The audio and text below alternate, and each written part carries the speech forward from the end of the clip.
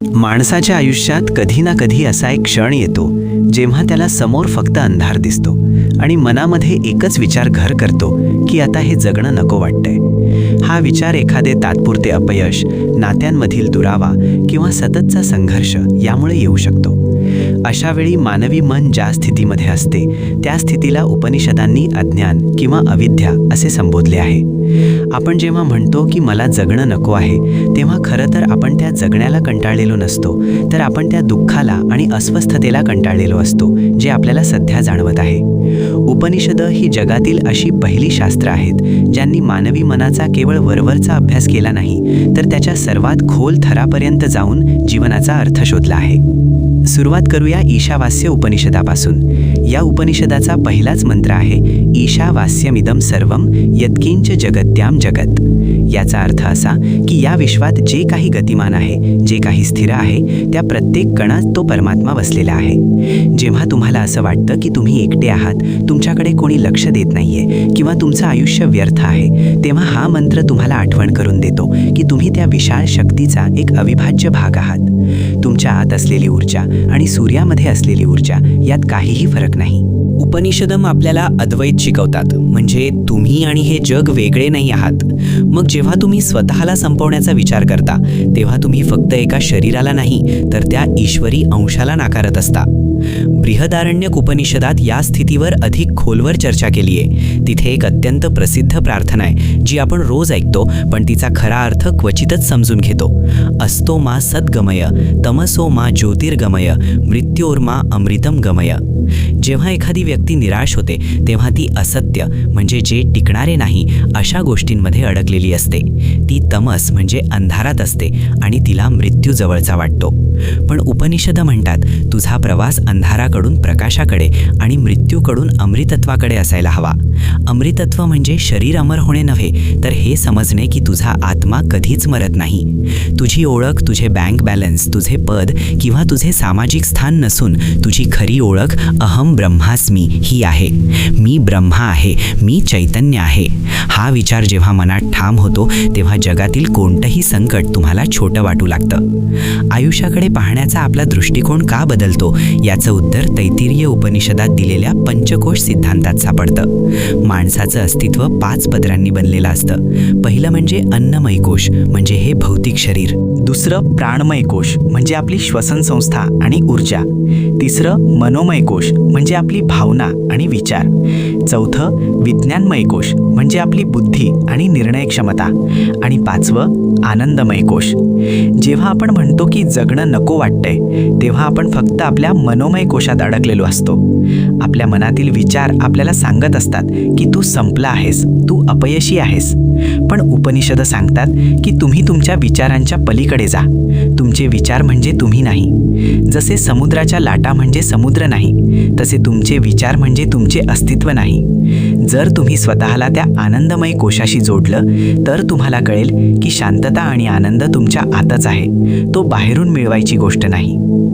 आता आपण कठोपनिषदातील त्या महान कथेचा विचार करूया, जी प्रत्येक निराश माणसासाठी एक दीपस्तंभ आहे. नचिकेता नावाचा एक लहान मुलगा, ज्याला त्याचे वडील रागात मृत्यूकडे पाठवतात. नचिकेता मृत्यूच्या देवतेकडे म्हणजे यमराजाकडे जातो. तिथे तो 3 दिवस उपाशी राहतो.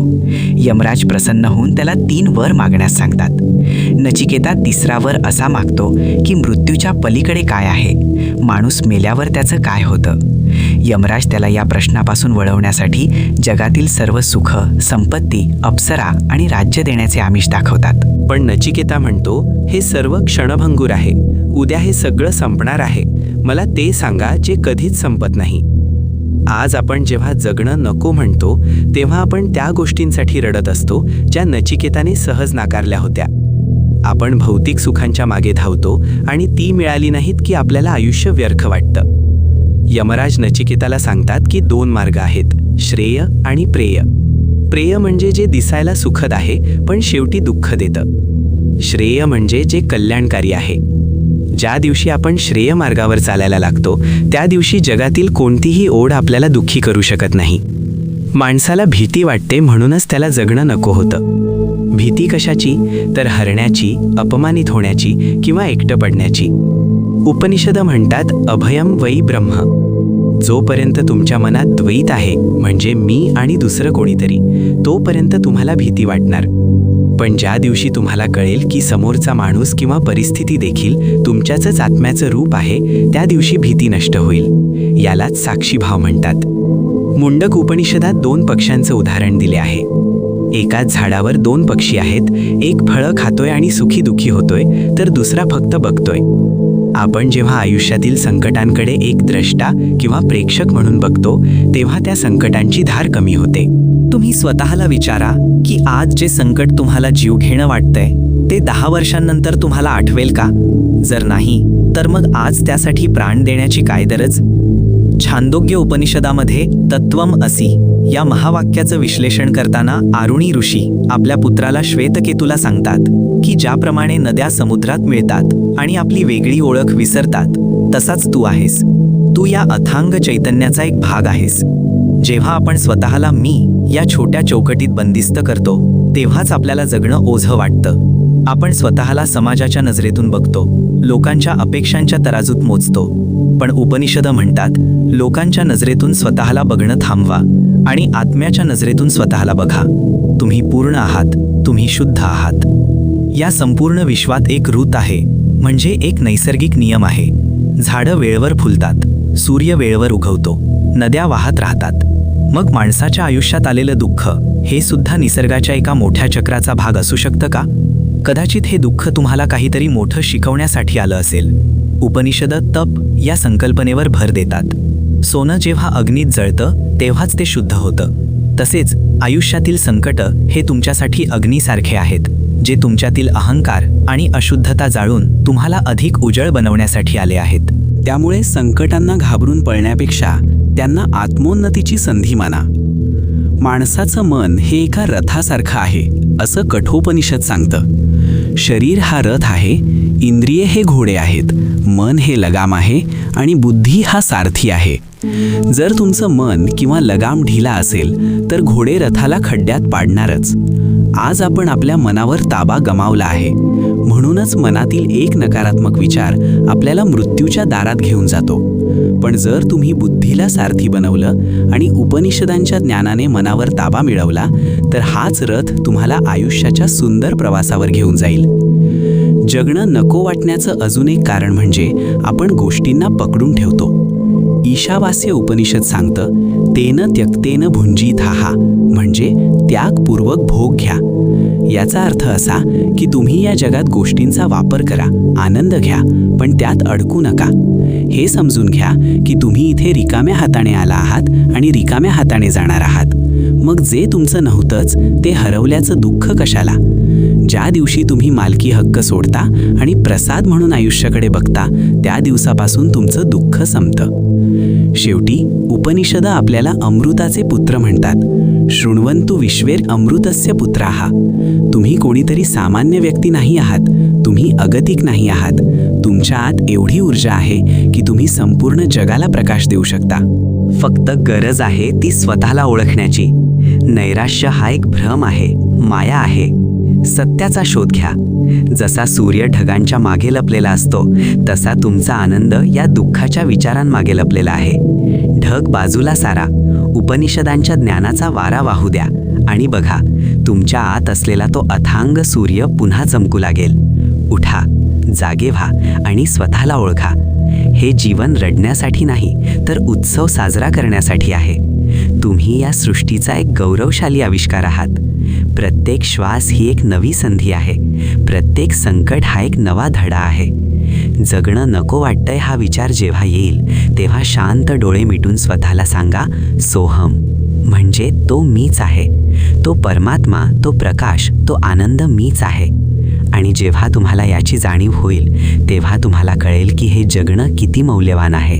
आजच्या धावपळीच्या युगात जगणं नको वाटतंय हा विचार एका महासाथीसारखा पसरत चाललाय.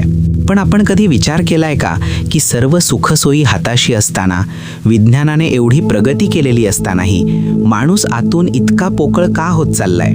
का आजचे तरुण, यशस्वी लोक आणि अगदी सामान्य माणसेही स्वतःचं जीवन संपवण्यासारखा टोकाचा विचार करतात? याची काही मुख्य कारणे आज आपल्यासमोर आहेत. पहिलं कारण म्हणजे तुलना. सोशल मीडियाच्या आभासी जगात आपण दुसऱ्याचं सजवलेलं आयुष्य बघतो आणि स्वतःच्या साध्या आयुष्याला कमी लेखू लागतो. दुसरं कारण म्हणजे अति अपेक्षा. आपल्याला सगळं काही झटपट हवं आहे, यश, पैसा, प्रसिद्धी. आणि जेव्हा यात थोडा जरी उशीर होतो किंवा अपयश येतं तेव्हा आपलं मन ते पचवू शकत नाही. तिसरं आणि सर्वात महत्त्वाचं कारण म्हणजे एकटेपणा. आज आपल्याकडे हजारो फेसबुक फ्रेंड्स आहेत, पण मनातलं दुःख सांगायला एकही हक्काचा माणूस नाही. आपण माणसांच्या गर्दीत असूनही मनाने एकाकी झालो आहोत. जेव्हा एखादी व्यक्ती आपलं जीवन संपवण्याचा विचार करते तेव्हा तिला वाटतं की मृत्यू हा तिच्या सर्व समस्यांवरचा उपाय आहे. पण उपनिषद यावर अतिशय वेगळा आणि डोळस दृष्टिकोन मांडतात. उपनिषद म्हणतात, तू ज्या संकटांपासून पळण्यासाठी मृत्यूला कवटाळतोयस तो मृत्यू तुला शांतता देऊ शकत नाही. कारण तू तुझं शरीर संपवू शकतोस, पण त्या आत्म्याला नाही, ज्याच्यावर या सर्व कर्मांचे संस्कार आहेत. उपनिषदांच्या भाषेत सांगायचं तर जीवन संपवणं म्हणजे परीक्षेला घाबरून उत्तरपत्रिका फाडून टाकण्यासारखं आहे. त्याने निकाल बदलत नाही, उलट संधी हातची जाते. ईशावास्य उपनिषदामध्ये अशा लोकांसाठी एक कडक इशारा दिला आहे. तिथे एक श्लोक येतो, असुर्या नाम ते लोका अंधेन तमसावृताः. याचा अर्थ असा की जे लोक आत्म्याची हत्या करतात, म्हणजेच स्वतःचे जीवन संपवतात, ते मृत्यूनंतर अशा लोकांमध्ये जातात जे अत्यंत घोर अंधाराने व्यापलेले आहेत. हे ऐकायला भीतीदायक वाटेल, पण त्यामागचा मूळ उद्देश हा आहे की मानवी जन्म ही एक दुर्मिळ संधी आहे. हजारो वर्षांच्या उत्क्रांतीनंतर तुम्हाला हा देह मिळाला आहे, तो केवळ एका अपयशासाठी किंवा कोणाच्या तरी सोडून जाण्यासाठी संपवण्यासाठी नाही. उपनिषद आपल्याला शिकवतात की संकट ही तुमच्या आयुष्यात तुम्हाला संपवण्यासाठी नाही, तर तुमच्यातील खऱ्या शक्तीला जागवण्यासाठी येतात. आजच्या काळात आपल्याला स्थितप्रज्ञ होण्याची गरज आहे, ज्याचा पाया उपनिषदांनी घातला आहे. कठोपनिषद आपल्याला सांगतं की हे शरीर एक रथ आहे आणि तुझा आत्मा त्याचा मालक आहे. जर तुझा सारथी बुद्धी कमकुवत असेल तर इंद्रियांचे घोडे तुला खाईत पाडणारच. आजच्या आत्महत्यांचं मूळ हे कमकुवत मन आणि बुद्धीमध्ये आहे. आपण आपल्या मनाला इतकं कोमल करून ठेवलंय की छोट्याशा टीकेनेही ते कोलमडून पडतं. पण उपनिषद आपल्याला आठवण करून देतात, उत्तिष्ठत जाग्रत प्राप्य वरांनी बोधत. उठा, जागे व्हा, तुम्ही कोण आहात हे ओळखा. तुम्ही या जगातील परिस्थितीचे गुलाम नाही आहात, तर तुम्ही या सृष्टीचे निर्माते आहात. बृहदारण्यक उपनिषदात मैत्रेयी आणि याज्ञवल्क्य यांचा एक सुंदर संवाद आहे. तिथे ऋषी सांगतात की आपण कोणत्याही गोष्टीवर प्रेम करतो ते त्या गोष्टीसाठी नाही, तर आपल्या आत्म्यासाठी करतो. आज आपण नात्यात अपयशी झालो की जीव द्यायला निघतो, पण आपण हे विसरतो की ज्या व्यक्तीवर आपण प्रेम करत होतो त्या व्यक्तीमध्ये असलेला तो आत्मा आणि तुमच्यामध्ये असलेला आत्मा एकच आहे. मग एका शरीरानं सोडून गेलं म्हणून अस्तित्व कसं काय संपू शकतं? उपनिषद आपल्याला अमृताचे पुत्र म्हणतात. अमृत म्हणजे जे कधीच संपत नाही. जर तुमचं स्वरूप अमृत आहे तर मग या तात्पुरत्या दुःखाची भीती कशाला? आजच्या जगात माणसाला वाटतं की तो एकटा आहे, त्याला कोणाचा आधार नाही. पण छांदोग्य उपनिषद सांगतं, तत्त्वमसी म्हणजेच ते तूच आहेस. तुझ्या ईश्वराकडे मदतीसाठी हात पसरतोयस, तो तुझ्या बाहेर नसून तुझ्या आतच आहे. जेव्हा तुला वाटतं की आता कोणीच नाही, तेव्हा डोळे मिटून तुझ्या श्वासाकडे बघ. तो श्वास जो तुला न सांगता 24 तास चालू आहे, तीच त्या परमात्म्याची साथ आहे. जोपर्यंत तुझा श्वास चालू आहे तोपर्यंत निसर्गाची तुझ्यावर श्रद्धा आहे हे विसरू नकोस. मग तू स्वतःवरची श्रद्धा का गमावतोयस? उपनिषदांचा संदेश अतिशय प्रेरणादायी आहे. ते म्हणतात की जीवन हे संघर्षाचं मैदान नसून ते एक यज्ञ आहे. ज्याप्रमाणे यज्ञात आपण अशुद्ध गोष्टींची आहुती देतो आणि त्यातून शुद्ध ऊर्जा निर्माण होते, त्याचप्रमाणे तुम्ही तुमच्या अहंकाराची, तुमच्या भीतीची आणि तुमच्या निराशेची आहुती द्या. स्वतःला संपवण्यापेक्षा आपल्यातील नकारात्मकतेला संपवा. ज्या क्षणी तुम्ही स्वतःला शरीर मानणं सोडून चैतन्य मानू लागता, त्या क्षणी मृत्यूची भीती पळून जाते आणि जगण्यामध्ये एक वेगळाच उत्साह संचारतो. लक्षात ठेवा, तुमच्या आयुष्यातील सर्वात कठीण काळ हाच तुमच्या सर्वात मोठ्या यशाची पूर्वतयारी असतो. रात्रीचा अंधार जेव्हा सर्वात जास्त गडद होतो, त्याचाच अर्थ असा असतो की आता पहाट जवळ आली आहे. उपनिषदं आपल्याला शिकवतात की आनंद हा बाहेरून मिळवायचा नसून तो आपला स्वभाव आहे. तुम्ही आनंदी व्हायचा प्रयत्न करू नका, तर तुम्ही स्वतःच आनंद आहात हे ओळखा. मुंडक उपनिषदातील तो साक्षी पक्षी बना जो संकटांकडे केवळ एक खेळ म्हणून बघतो. म्हणून मित्रांनो, जर तुमच्या मनात कधीही असा विचार आला की आता सगळं संपलंय, तर एकदा स्वतःला आरशात बघा आणि म्हणा की माझ्या मागे हजारो वर्षांच्या ऋषीमुनींचे ज्ञान आहे, माझ्या रक्तात उपनिषदांचे तत्वज्ञान आहे आणि माझ्या हृदयात प्रत्यक्ष परमात्मा आहे. मी इतका कमकुवत कसा असू शकतो? जीवन हे सुंदर आहे, ते आव्हानात्मक आहे आणि ते जगण्यासाठीच आहे. आत्महत्या हा पलायनवाद आहे, तर उपनिषदं आपल्याला योद्धा बनायला शिकवतात. असा योद्धा जो मृत्यूसमोरही हसून उभा राहतो, कारण त्याला माहीत असतं की तो कधीच मरू शकत नाही. उठा, स्वतःच्या अस्तित्वाचा उत्सव साजरा करा आणि उपनिषदांच्या या तेजाला आपल्या जीवनात स्थान द्या. मग तुम्हाला दिसेल की हे जगणं ओझं नाही, तर ती एक देणगी आहे. आजच्या या सखोल चर्चेत आपण मानवी आयुष्यातील अशा एका वळणाबद्दल बोलणार आहोत जिथे केवळ मन नाही तर शरीरही साथ सोडतं. असा एखादा माणूस जो वर्षानुवर्षे जुनाट आजाराने अंथरुणाला खिळून आहे, असा तरुण ज्याने एखाद्या भीषण अपघातात आपले पाय गमावले आहेत, किंवा जो अर्धांगवायूने परावलंबी झाला आहे, आणि अशी व्यक्ती जिने अतिशय कमी वयात आपल्या काळजाचा तुकडा, आपल्या प्रिय व्यक्तीला कायमचं गमावलं आहे. अशा वेळी जगणं नको वाटतंय हे म्हणणं अतिशय स्वाभाविक असतं. पण अशा भीषण परिस्थितीतही उपनिषदं आपल्याला एक असा प्रकाश दाखवतात जो केवळ शरीरावर नाही तर आत्म्यावर उपचार करतो. प्रथमतः आपण शारीरिक व्याधी आणि अपंगत्वाचा विचार करूया. उपनिषदं आपल्याला देह आणि देही यातील फरक स्पष्टपणे शिकवतात. कठोपनिषदामध्ये शरीराला रथ म्हटले आहे. कधीकधी या रथाची चाकं निखळतात, कधी रथाला गंज चढतो, तर कधी रथ पूर्णपणे निकामी होतो. पण उपनिषदं म्हणतात, तू रथ नाहीस, तू रथी आहेस, म्हणजेच तू या रथाचा मालक आहेस. जेव्हा एखाद्याचे पाय जातात किंवा शरीर लुळं पडतं, तेव्हा समाज त्याला अपंग म्हणतो, पण उपनिषदं त्याला अशरीरी होण्याची संधी मानतात. कौशितकी उपनिषद सांगतं की जरी इंद्रिये, डोळे, कान, पाय काम करणं थांबवत असली तरी प्राण आणि प्रज्ञा, जाणीव कधीच अपंग होत नाही. तुमची प्रज्ञा ही तुमच्या शारीरिक हालचालींवर अवलंबून नाही. अष्टावक्र ऋषींचे शरीर 8 ठिकाणी वाकलेले होते, पण त्यांचे ज्ञान बघून मोठमोठे राजे त्यांच्या चरणी नतमस्तक व्हायचे. उपनिषदं आपल्याला हेच सांगतात की तुमची किंमत तुमच्या शरीराच्या हालचालींवरून ठरत नाही, तर तुमच्या आंतरिक तेजावरून ठरते. ज्या लोकांना जुनाट आजाराने ग्रासले आहे त्यांच्यासाठी प्रश्न असतो की हा त्रास मीच का सहन करावा. उपनिषदं इथे कर्म आणि प्रारब्ध यापेक्षाही पुढे जाऊन तप या संकल्पनेकडे बघायला लावतात. जुनाट आजाराने शरीर झिजत असताना तुमचा आत्मा अधिक शुद्ध होत असतो. उपनिषदांच्या ऋषींनी सांगितले आहे की शरीर हे तर एक वस्त्र आहे. जसे जुने वस्त्र फाटले की आपण ते टाकून देतो, तसे हे शरीर आहे. पण जोपर्यंत हे शरीर आहे तोपर्यंत त्यातील वेदनेला साक्षी भावाने बघायला शिका. वेदना शरीराला होत आहे, तुम्हाला नाही. जेव्हा तुम्ही वेदनेचे भोगते होण्याऐवजी साक्षी बनता, तेव्हा वेदनेची तीव्रता कमी व्हायला लागते. आता विचार करूया त्या दुःखाचा जे शारीरिक वेदनेपेक्षाही भयानक असतं. ते म्हणजे प्रियजनांचा अकाली विरह. तरुण वयात जोडीदार गमावणं किंवा आपल्या मुलाला गमावणं हे दुःख कशानेही भरून येणारं नसतं. बृहदारण्यक उपनिषदात जेव्हा मैत्रेयी आपल्या पतीला याज्ञवल्क्य ऋषींना विचारते की ज्याने मला अमरत्व मिळणार नाही अशा संपत्तीचं मी काय करू, तेव्हा ऋषी तिला एक महान सत्य सांगतात. नवा अरे पत्युः कामाय पतिः प्रियो भवति, आत्मनस्तु कामाय पतिः प्रियो भवति. याचा अर्थ असा की आपण एखाद्या व्यक्तीवर प्रेम करतो ते त्या व्यक्तीसाठी नाही, तर त्या व्यक्तीमध्ये असलेल्या त्या एकाच आत्म्यासाठी करतो जो आपल्यातही आहे. तुमचा प्रियजन मेला म्हणजे काय झालं, त्याचं शरीर नष्ट झालं, पण तो आत्मा जो तुमच्या आणि त्यांच्यात समान होता तो कधीच मरत नाही. भगवद्गीता, जी उपनिषदांचं सार आहे, सांगते, नैनम छिंदंती शस्त्राणी नैनम दहती पावकः.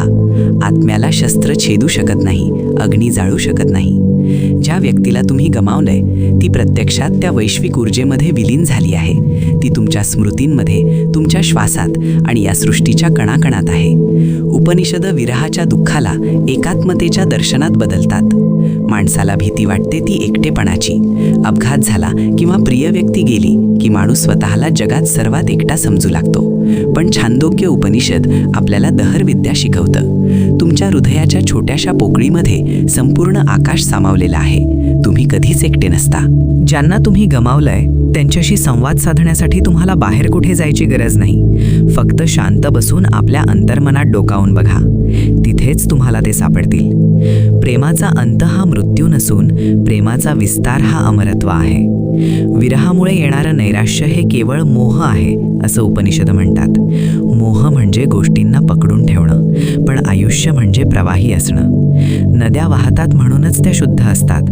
पाणी साचलं की ते नासतं. बुक्ख हे साचलेल्या पाण्यासारखा करू नका. त्याला उपनिषदांच्या ज्ञानाने वाहू द्या. अनेकदा अपघातात अपंग झालेला माणूस स्वतःला ओझं समजू लागतो, पण उपनिषद म्हणतात पूर्णमदः पूर्णमिदं पूर्णात पूर्ण मुलज्जते.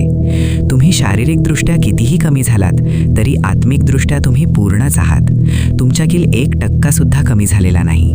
तुमच्या आत्म्याला ना अपघात होऊ शकतो ना त्याला अर्धांगवायू होऊ शकतो. तुमची बुद्धी आणि तुमची मावीम ही कोणत्याही मशीनपेक्षा किंवा शरीराच्या अवयवापेक्षा श्रेष्ठ आहे. स्टीफन हॉकिंग किंवा आपल्याकडील अनेक प्रज्ञावंत लोकांनी हे सिद्ध केलंय की शरीर थिजलेलं असलं तरी मन ब्रह्मांडाची सफर करू शकता. उपनिषद तुम्हाला तेच ब्रह्मांडीय मन, कॉस्मिक माइंड देण्याचा प्रयत्न करतात. जगणं नको वाटतंय कारण तुम्हाला वाटतं की तुमच्याकडे आता काहीच उरलं नाही.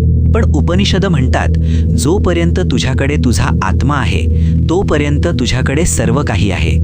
आजारपण असो वा मृत्यू हे सर्व निसर्गाचे नियम आहेत. झाडाची पानं गळतात तेव्हा झाड आत्महत्या करत नाही, कारण त्याला माहीत असतं की वसंत ऋतू पुन्हा येणार आहे. तुमचा हा जन्म एका दीर्घ प्रवासातील केवळ एक मुक्काम आहे. आज शरीर साथ देत नसेल किंवा कोणी सोडून गेलं असेल तर तो त्या प्रवासातील एक खडतर टप्पा आहे. हा टप्पा संपणारच आहे. उपनिषदांचा संदेश अतिशय स्पष्ट आहे. मा कश्चित दुःख भाग भवेत. कोणीही दुःखी राहू नये. पण हे दुःख घालवण्यासाठी बाहेरून कोणी येणार नाही, तर तुम्हाला तुमच्या आतल्या ईश्वराला जागवावं लागेल. शरीराच्या जखमांवर औषध असतं, मनाच्या जखमांवर काळ हे औषध असतं, पण आत्म्याच्या जखमांवर फक्त ज्ञान हेच औषध असतं. जेव्हा तुम्हाला कळतं की तुम्ही अथांग आहात तेव्हा छोट्या मोठ्या लाटांनी तुम्ही विचलित होत नाही. म्हणून जर तुम्ही आज व्याधीने त्रस्त असाल, जर तुम्ही एकटे असाल किंवा जर तुमचं शरीर तुम्हाला साथ देत नसेल तर एकदा शांतपणे स्वतःला सांगा, मी हे शरीर नाही, मी या वेदना नाही, मी हा विरह नाही, मी ते अखंड आनंदी आणि पूर्ण चैतन्य आहे ज्याला कोणीही स्पर्श करू शकत नाही. उपनिषदांचा हा सोहम मंत्र तुम्हाला मरणातून जगण्याकडे आणि अंधारातून प्रकाशाकडे घेऊन जाईल. आयुष्य संपवू नका, कारण तुम्ही संपण्यासारखी गोष्ट नाहीच आहात. तुम्ही तर कधीही न संपणारी एक सुंदर कथा आहात. आयुष्याच्या 60व्या वर्षी जेव्हा जगण्याच्या सर्व जबाबदाऱ्या पार पडलेल्या असतात, मुलांची लग्न झालेली असतात, घरात नातवंड खेळत असतात आणि बँकेत पुरेसा पैसा असतो, अशा वेळी अचानक मनात विचार येतो, आता पुढं काय? माझं प्रयोजन संपलंय का? हा प्रश्न एखाद्या अशा व्यक्तीला पडतो ज्याने बाह्य जग तर जिंकलंय पण स्वतःच्या अंतर्मनाचा प्रवास अजून सुरू केलेला नाही. जेव्हा सगळं असूनही जीव नकोसा वाटतो तेव्हा उपनिषद म्हणतात की ही तुमची समाप्ती नसून ही तुमची संधी आहे. ही संधी आहे स्वतःला शरीराच्या आणि कर्तव्याच्या पलीकडे जाऊन ओळखण्याची. उपनिषदांच्या भाषेत सांगायचं तर मानवी आयुष्य हे 4 आश्रमांमध्ये विभागलं गेलं आहे: ब्रह्मचर्य, गृहस्थ, वानप्रस्थ आणि संन्यास. 60व्या वर्षी माणूस गृहस्थाश्रमातून वानप्रस्थाकडे वळतो. अनेकदा आपण गृहस्थाश्रमात इतके गुंतून जातो की तिथून बाहेर पडताना आपल्याला वाटतं की आपलं अस्तित्वच संपलंय. उपनिषद म्हणतात, तेन त्यक्तेन भुंजिथा, त्याग करून भोग घे. 60 वर्षांपर्यंत तुम्ही मिळवण्यासाठी जगलात, आता सोडण्यासाठी जगायला शिका. हे सोडणं म्हणजे जीवन संपवणं नव्हे, तर ममत्व, माझे पण सोडणं आहे. जो माणूस 60व्या वर्षी आत्महत्येचा विचार करतो तो खरं तर त्याच्या मनातील रिकामेपणाला घाबरलेला असतो. त्याला वाटतं की आता माझं कोणाला कौतुक नाही, माझं कोणी ऐकत नाही, किंवा आता माझ्याकडे साध्य करण्यासारखं काही उरलं नाही. बृहदारण्यक उपनिषदात याज्ञवल्क्य ऋषी जेव्हा सर्व संपत्ती सोडून अरण्यात जायला निघतात तेव्हा त्यांची पत्नी मैत्रेयी विचारते की या संपत्तीने मला शाश्वत आनंद मिळेल का? ऋषी म्हणतात, नाही, संपत्तीने तू केवळ सुखी होऊ शकतेस, पण तू अमृत होऊ शकत नाहीस. 60व्या वर्षी जो रिकामेपणा जाणवतो तो खरं तर अमृताचा शोध घेण्याची ओढ आहे. तुम्हाला आता पैसा किंवा नाती तृप्त करू शकत नाहीत, कारण तुमच्या आत्म्याला आता स्वतःच्या खऱ्या स्वरूपाची भूक लागली आहे. आत्महत्या हा या भूकेवरचा उपाय नाही, तर ध्यान आणि ज्ञान हा उपाय आहे. कठोपनिषदामध्ये यमराज नचिकेताला सांगतात की मनुष्याला 2 मार्ग दिसतात, प्रेय आणि श्रेय. 60 वर्षांपर्यंत तुम्ही प्रेय मार्गावर चाललात, म्हणजे जे प्रिय वाटतं, जे सुख देतं. आता श्रेय मार्गाकडे वळण्याची वेळ आली आहे. जेव्हा 60 वर्षांचा माणूस म्हणतो की मला जगायचं नाही, तेव्हा उपनिषद त्याला आठवण करून देतात की तू आजवर फक्त मुखवटे जगला आहेस. कधी तू बाप होतास, कधी पती, कधी अधिकारी, तर कधी मालक. आता हे सगळे मुखवटे बाजूला सारून तू कोण आहेस हे बघण्याची वेळ आली आहे. हा काळ रिकाम्यापणाचा नसून हा काळ स्वातंत्र्याचा आहे. आजवर तू इतरांसाठी जगला आहेस, आता स्वतःच्या मोक्षासाठी जग. उपनिषद अहम ब्रह्मास्मी या महावाक्याचा बोध देतात. जर तुमच्याकडे सगळं असूनही तुम्ही दुःखी असाल, तर याचा अर्थ असा की तुम्ही अजूनही स्वतःला मर्यादित समजत आहात. तुम्ही विचार करत आहात की माझं शरीर थकलंय, माझे दात पडलेत, माझी दृष्टी कमी झाली आहे.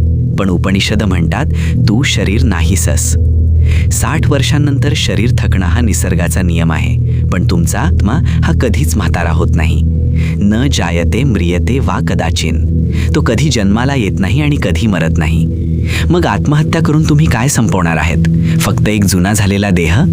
पण त्यासोबत तुम्ही आत्मसाक्षात्काराची ही सुवर्ण संधी सुद्धा गमावणार आहात. ईशावास्य उपनिषद आपल्याला शिकवतं की हे जग त्या ईश्वराचं आहे. आपण इथे फक्त विश्वस्थ म्हणून ट्रस्टी म्हणून आलो आहोत. 60 वर्ष तुम्ही तुमच्या भूमिकेचा न्याय केला. आता ती भूमिका ईश्वराच्या चरणी अर्पण करा.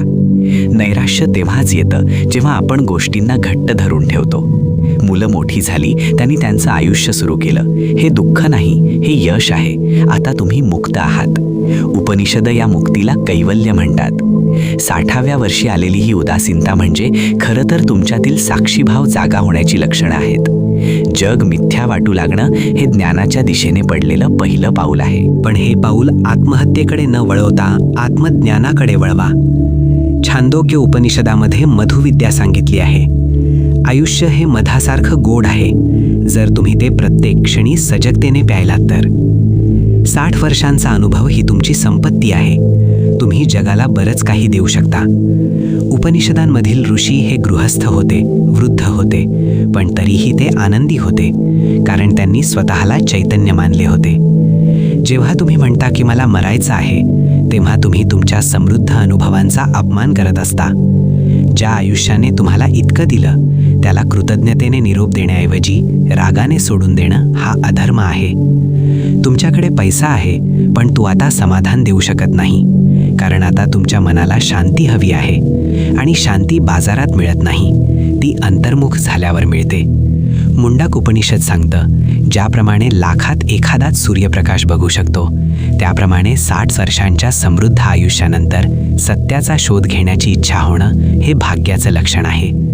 हा विरक्तीचा भाव म्हणजे तुमच्या कर्मांचं फळ आहे. आता फक्त ही दृष्टी बदला.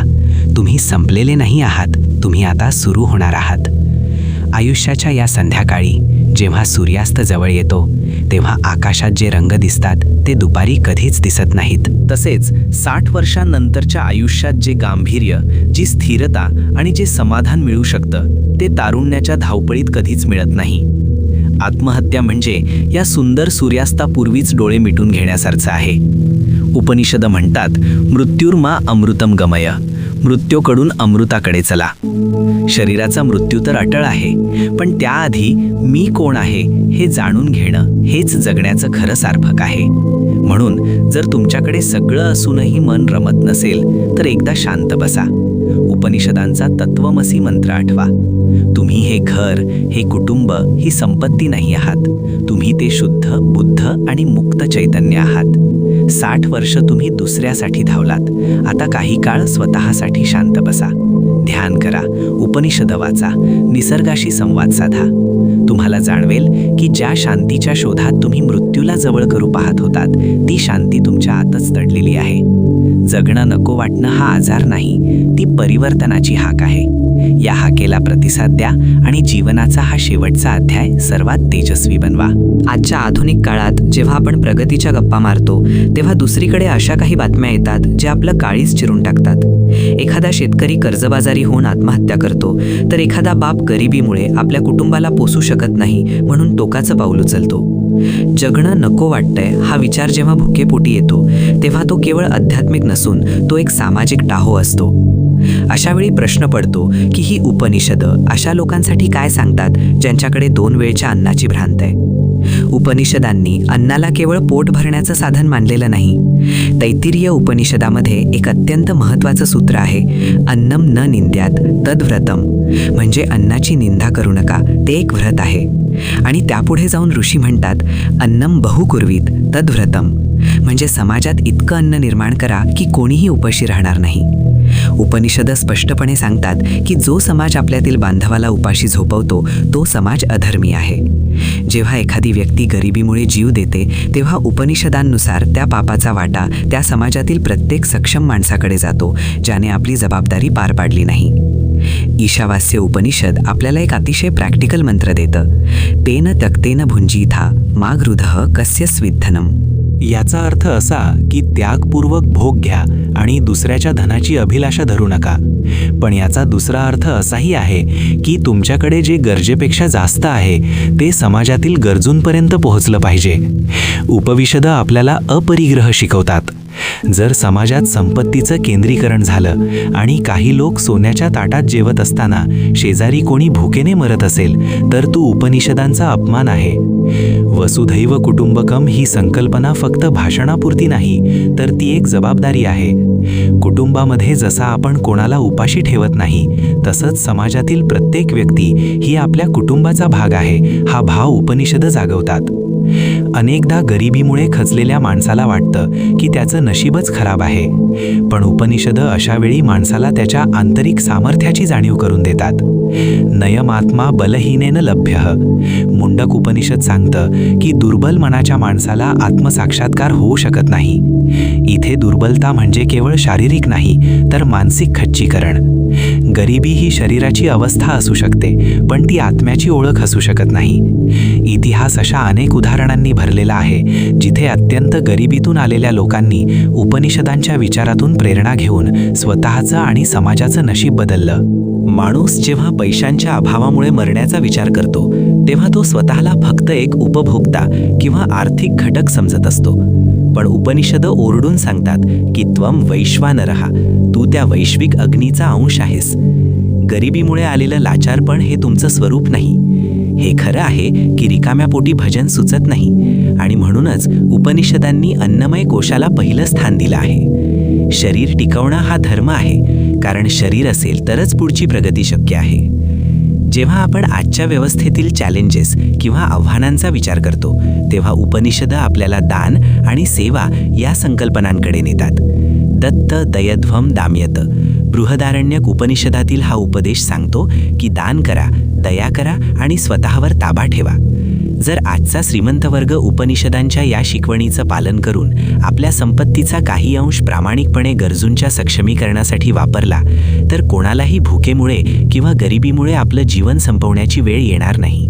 आत्महत्या करणाऱ्या त्या हतबल व्यक्तीला उपनिषदं म्हणतात, धीराहा बना, धीर सोडू नका. परिस्थिती ही प्रवाहासारखी असते, ती कायम राहत नाही. आज जे दारिद्र्य आहे उद्या ते कष्टाने आणि योग्य संधीने बदलू शकतं. पण जीवन संपवणं हा त्या प्रश्नावरचा पडदा पाडणं आहे, तो प्रश्न सोडवणं नाही. उपनिषदं आपल्याला साहस द्यायला आली आहेत. गरिबीच्या अंधकारातही आपल्या हात एक अखंड ज्योत तेवत असते. ती ज्योत म्हणजे आपला आत्मा. तो कधी गरीब नसतो, तो कधी लाचार नसतो. शेवटी समाजाला उद्देशून उपनिषदं एकच संदेश देतात, जर तुमच्या शेजारी कोणी गरिबीमुळे जीव देत असेल तर तुम्ही जप तप करण्यात वेळ घालवू नका, आधी त्याला आधार द्या. कारण त्या पीडित माणसातच तुमचा देव बसलेला आहे. नरसेवा हीच नारायण सेवा हे सूत्र उपनिषदांच्या सर्वम खल्विदो व्याम्न, सगळीकडे तोच ब्रह्म आहे या विचारातूनच आला आहे. आपण सर्वांनी मिळून एक अशी व्यवस्था उभी करणं हीच उपनिषदांची खरी पूजा ठरेल, जिथे कोणालाही भुकेपोटी जगणं नको वाटतंय असं म्हणण्याची वेळ येणार नाही. जीवन हे संघर्षातून विजयाकडे नेण्यासाठी आहे, पराभवात संपवण्यासाठी नाही. आजच्या आधुनिक काळात जेव्हा आपण प्रगतीच्या गप्पा मारतो तेव्हा दुसरीकडे अशा काही बातम्या येतात जे आपलं काळीज चिरून टाकतात. एखादा शेतकरी कर्जबाजारी होऊन आत्महत्या करतो, तर एखादा बाप गरिबीमुळे आपल्या कुटुंबाला पोसू शकत नाही म्हणून टोकाचं पाऊल उचलतो. जगणं नको वाटतंय हा विचार जेव्हा भुकेपोटी येतो तेव्हा तो केवळ आध्यात्मिक नसून तो एक सामाजिक टाहो असतो. अशावेळी प्रश्न पडतो की ही उपनिषदं अशा लोकांसाठी काय सांगतात ज्यांच्याकडे 2 वेळच्या अन्नाची भ्रांत आहे. उपनिषदांनी अन्नाला केवळ पोट भरण्याचं साधन मानलेलं नाही. तैत्तिरीय उपनिषदामध्ये एक अत्यंत महत्त्वाचं सूत्र आहे, अन्नम न निंद्यात तद्व्रतम, म्हणजे अन्नाची निंदा करू नका, ते एक व्रत आहे. आणि त्यापुढे जाऊन ऋषी म्हणतात, अन्नम बहुकुर्वीत तद्व्रतम, म्हणजे समाजात इतकं अन्न निर्माण करा की कोणीही उपाशी राहणार नाही. उपनिषदं स्पष्टपणे सांगतात की जो समाज आपल्यातील बांधवाला उपाशी झोपवतो तो समाज अधर्मी आहे. जेव्हा एखादी व्यक्ती गरिबीमुळे जीव देते तेव्हा उपनिषदांनुसार त्या पापाचा वाटा त्या समाजातील प्रत्येक सक्षम माणसाकडे जातो ज्याने आपली जबाबदारी पार पाडली नाही. ईशावास्य उपनिषद आपल्याला एक अतिशय प्रॅक्टिकल मंत्र देतं, तेन तक्तेन भुंजीथा मा गृधः कस्य स्विद्धनम. याचा अर्थ असा की त्यागपूर्वक भोग घ्या आणि दुसऱ्याच्या धनाची अभिलाषा धरू नका. पण याचा दुसरा अर्थ असाही आहे की तुमच्याकडे जे गरजेपेक्षा जास्त आहे ते समाजातील गरजूंपर्यंत पोहोचलं पाहिजे. उपनिषदं आपल्याला अपरिग्रह शिकवतात. जर समाजात संपत्तीचं केंद्रीकरण झालं आणि काही लोक सोन्याच्या ताटात जेवत असताना शेजारी कोणी भुकेने मरत असेल तर तो उपनिषदांचा अपमान आहे. वसुधैव कुटुंबकम ही संकल्पना फक्त भाषणापुरती नाही, तर ती एक जबाबदारी आहे. कुटुंबामध्ये जसा आपण कोणाला उपाशी ठेवत नाही, तसंच समाजातील प्रत्येक व्यक्ती ही आपल्या कुटुंबाचा भाग आहे, हा भाव उपनिषदं जागवतात. अनेकदा गरिबीमुळे खचलेल्या माणसाला वाटतं की त्याचं नशीबच खराब आहे, पण उपनिषदं अशावेळी माणसाला त्याच्या आंतरिक सामर्थ्याची जाणीव करून देतात. नयमात्मा बलहीनेन लभ्यः. मुंडक उपनिषद सांगतं की दुर्बल मनाच्या माणसाला आत्मसाक्षात्कार होऊ शकत नाही. इथे दुर्बलता म्हणजे केवळ शारीरिक नाही तर मानसिक खच्चीकरण. गरिबी ही शरीराची अवस्था असू शकते, पण ती आत्म्याची ओळख असू शकत नाही. इतिहास अशा अनेक उदाहरणांनी भरलेला आहे जिथे अत्यंत गरिबीतून आलेल्या लोकांनी उपनिषदांच्या विचारातून प्रेरणा घेऊन स्वतःचं आणि समाजाचं नशीब बदललं. माणूस जेव्हा पैशांच्या अभावामुळे मरण्याचा विचार करतो तेव्हा तो स्वतःला फक्त एक उपभोक्ता किंवा आर्थिक घटक समजत असतो.